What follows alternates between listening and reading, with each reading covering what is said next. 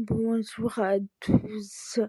Alors, je suis une jeune femme en situation de handicap invisible, une surdité implantée. J'ai eu également de nombreux problèmes de santé mentale au cours de ma vie. Ce qui s'est passé, j'ai été confrontée à une grande violence sociale, institutionnelle, morale et psychologique, notamment dans des contextes étudiants et professionnels. On me demandait sans arrêt: «Fais comme les autres, tu dois t'adapter, tu dois faire des efforts, faire comme tout le monde».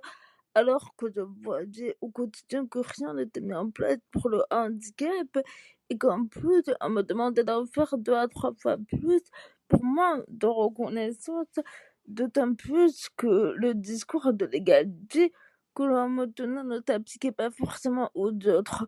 On me disait tournoisement: «Tu vas être traité comme les autres», alors que je voyais que les autres n'étaient pas, moins bien traités et qu'en plus, ils étaient même parfois certains étaient mieux lotis, d'autres moins bien traités sans que je sache pourquoi. Et ces injustices et ces inégalités m'ont toujours bouleversée. Je me suis demandé est-ce que pourquoi est-ce qu'on a autant d'inégalités en France? Pourquoi autant d'injustices? Et surtout, pourquoi on tient ce discours visant à étouffer la vérité? Je veux vraiment vous faire réfléchir là-dessus. C'est quoi traiter les citoyens de manière juste et équitable? Merci à vous pour votre empathie et votre compréhension.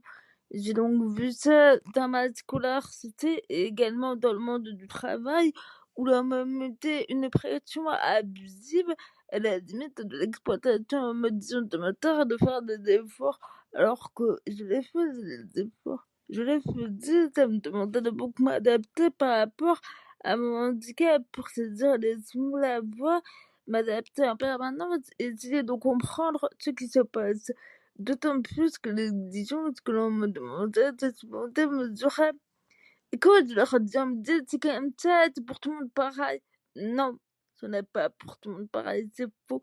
Quand on a un handicap invisible, des problèmes de santé mentale, on a des besoins qui doivent être pris en compte et qui sont plus importants que pour une personne qui n'a pas ces problèmes. Alors attention, je pense que raisonner un peu, bon, moi, c'est peut-être pas la bonne approche, mais on a des besoins qui doivent être pris en compte et quand ils ne le sont pas, c'est en train de poser un problème. C'est comme par exemple pour une personne en fauteuil roulant à qui on refuse le fauteuil roulant, et bien dans ce cas-là, on commet un manque d'accessibilité et on commet l'iniquité et l'injustice par rapport à la compensation du handicap en refusant de compenser le handicap. Par conséquent, se battre est un combat de tous les jours pour, permettre le droit à une santé mentale, car on a le droit de ne pas aller bien.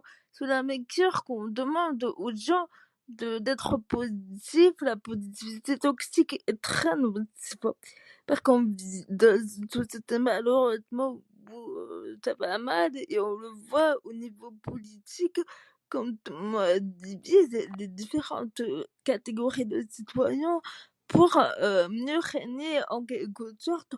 On prive des citoyens au détriment d'autres et cela entraîne beaucoup d'injustice, de frustration ravalée et je pense qu'il faut, s'autoriser à ne pas aller bien.